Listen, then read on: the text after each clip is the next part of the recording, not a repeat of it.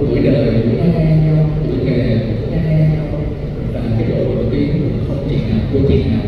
thì sẽ có trường hợp là không được lòng. Và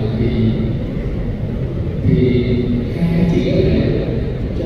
tôi là chính xác. Và riêng trường hợp Tóc Tiên thì nó có ý là Tóc Tiên là một cái nhân vật có nhiều quảng cáo được của một số việc trong chương trình này, và đó cũng là một cái ưu điểm bất lợi cho Tóc Tiên. Người ta nói là nếu Tóc Tiên chắc chắn một số thành đoàn thì nếu như thành đoàn không sao, nhưng mà lỡ như không được thành đoàn thì cũng sẽ bị nói. Vậy thì Tóc Tiên có ý kiến gì hay không? Câu thứ năm là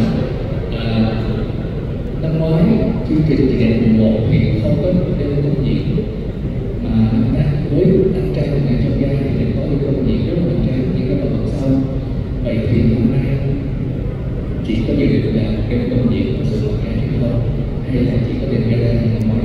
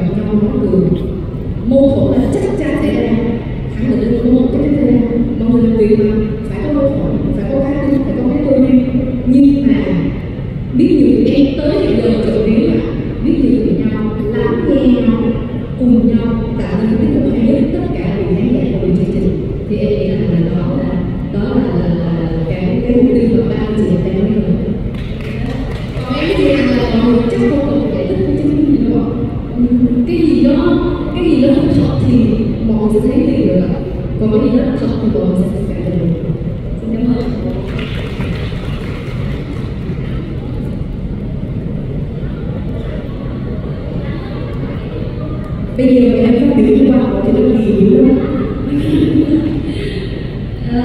Dạ, thực ra thì trong cái ngày qua thì tụi em cũng có nghe một vài cái thông tin như vậy, và tụi em cũng có lên một cái clip mà tất tóc rồi để chứng minh.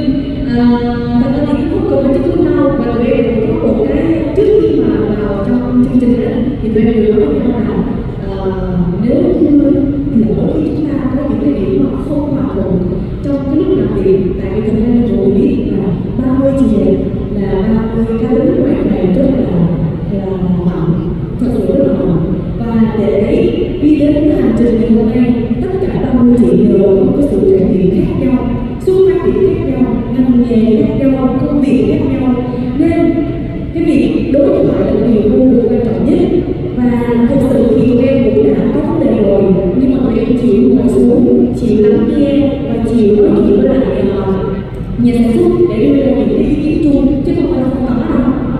để giải quyết những vấn đề liên quan tới chuyên môn. Và thật sự thì em nghĩ đó là vấn đề là quan trọng nhất. Và khi mà chúng ta đủ truyền học, đủ sự tự đủ sự sâu sắc thì chúng ta mới có thể làm được những điều lớn hơn. Và nghĩ là 30 chị em có thể làm được điều đó. Quan trọng chưa ạ?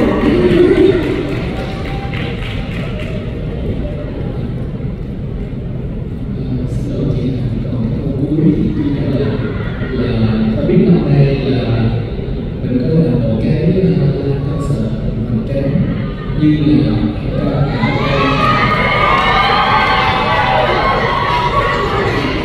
nếu có concert thì anh chị có ủng hộ không ạ? Concert đó luôn là một cái định hướng mà mọi người đều nhắm đến. Rất tiếc là năm ngoái khi chúng tôi biết không chỉ để có thể sống thì nó là sau Tết quá, và cái thời gian mà để các chị có thể sắp xếp được sau Tết thì nó không hợp lý với các chị, nhiều cái việc riêng quá, cho nên là năm nay để rút kinh nghiệm thì chúng tôi sẽ xin được các chị sớm. Và nếu mà các chị cùng đồng lòng và khán giả yêu thương thì chúng tôi sẽ có cái concert là như chúng tôi nói là chúng tôi luôn luôn vượt qua những bản thân mình ở một cái concert to hơn, hay hơn, hấp dẫn hơn và long lanh hơn của các em. Đối với cả mọi người người ta dùng đến drama khi họ không bị trong đó. Còn với những chương trình của em với những nghệ sĩ mà chúng tôi có thì chúng tôi đã hiểu những cái tốt đẹp, nhiều thứ hay để chúng tôi kể, và chúng tôi không cần đến drama thì người ta yêu nó.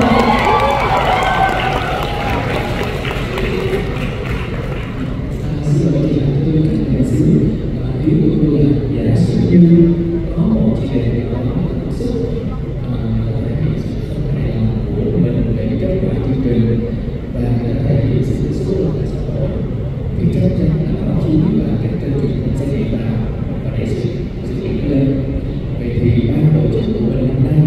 có một cái thỏa thuận hay là một cái ký kết gì không giữa người chơi và nhà sản xuất là mình không được nói và không được quyền thể hiện chính kiến về mặt xã hội chẳng hạn, để mình để hiểu tối đa sự ra. Thay vì phải cấm hay là phải ký những cái cam kết thật không được phát ngôn thì chúng tôi sẽ làm rất tốt để cho một cô chị đẹp nào, có anh trai nào phải dừng ở cái chặng đường của họ thì họ không cảm thấy rằng họ bị ưu tiên hoặc họ đang bị chèn ép ở đâu đó để họ phải lên ký. Điều này tôi đã chia sẻ rất là rõ với các nghệ sĩ khi chúng tôi mời các nghệ sĩ tham gia rằng cái chặng đường này tôi sẽ không biết rằng các chị dừng lại ở đâu và tôi cũng sẽ không quyết định chuyện đó mà làm nào. Cho nên nếu các chị có một mong cầu rằng các chị có một câu hỏi rằng nếu tôi đi đến đâu thì tôi phải dừng lại thì xin lỗi tôi sẽ không thể trả lời được câu đó, và các chị hãy chấp nhận. Và đôi khi kết quả mà các chị dừng lại có thể không hài lòng với bản thân mình và khán giả, nhưng đó là cuộc chơi và đó là cuộc chơi của cảm xúc. Cho nên chúng tôi sẽ không cam kết được rằng khán giả người ta nghĩ gì về thời điểm đó, hoặc là năng lượng các chị tại thời điểm đó có đủ thuyết phục khán giả hay không. Nhiều khi là ở sân khấu thì các nghệ sĩ không thuyết phục được khán giả tại phim trường, nhưng khi chương trình phát sóng thì lại được sự yêu quý của khán giả rất nhiều. Nhưng mà nên tôi nói là với các chị là kết quả không quan trọng, là các bạn đã có được ở trong cái khán giả, đây mới là cái giá trị được và cái giá trị to lớn nhất mà các chị có được ở trong hành trình đó. Thì đây là tôi nghĩ rằng nếu các chị có bị dừng lại hay không, hay là lễ ở điều đó thì các chị có quyền lên tiếng với cái cảm xúc của các chị. Nhưng tôi tin rằng những thứ chúng tôi làm được, những tình cảm các chị có trong chương trình thì chuyện này hy vọng là nó sẽ không xảy ra. Nó chỉ là một cái mục tiêu để cho các chị phấn đấu, để các chị có thể vào thành cái nhóm nhạc của mình yêu quý và mình muốn biểu diễn cùng nhau thôi. Chứ còn nếu mà để cái nhóm nhạc 17 người hoặc giống của anh trai là chúng ta hay là 10, 15 người, 12 người của chị đẹp để 7 người của chị đẹp của mình thì chắc cũng rất là khó để có những cái sân khấu nào có thể đủ sức để mời các chị đến để biểu diễn hoặc để sắp xếp được cái đó rất là khó. Nên tôi nghĩ rằng cái mục tiêu để cho cái nhóm nhạc nó là mục tiêu lớn nhất ở trong chương trình chị đẹp và cả anh trai, mà là trải nghiệm những cảm xúc và những thử thách các chị muốn có được, đó là cái giá trị lớn nhất và cái mong cầu của các chị, chứ không phải là nhóm nhạc hay là thành phố.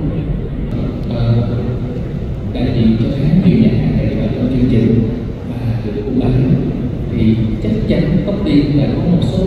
trong thành đoàn. Vậy thì Tóc Tiên nghĩ sao nếu mà mình được thành đoàn thì của Huyền nói mà không được thành đoàn của Huyền nói thì Tóc Tiên nghĩ sao? Dạ, nếu mà nghe câu đó thì em buồn, em bị buồn là vì mọi người chưa, có thể là chưa công nhận được khả năng của em trong số 21 năm làm nghề,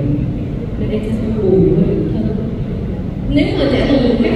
thực sự thì sẽ là như vậy. Nếu mà trả lời một cách khác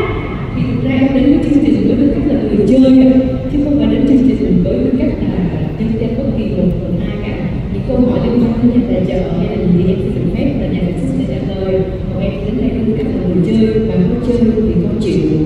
thua thì chấp nhận, thắng thì chúc mừng nhau. Thế nên là em sẽ để trả lời câu hỏi của anh về nhà tài trợ có ảnh hưởng tới được những cái quyết định của nhà sản xuất hay không, thì tôi tin rằng ở tất cả, ít nhất là tại thời điểm này, tất cả các nhà tài trợ của tôi đều mong muốn rằng chúng ta có một chương trình thành công, và họ không bao giờ họ tham gia vào những cái quyết định của nhà sản xuất, và họ luôn luôn tôn trọng những người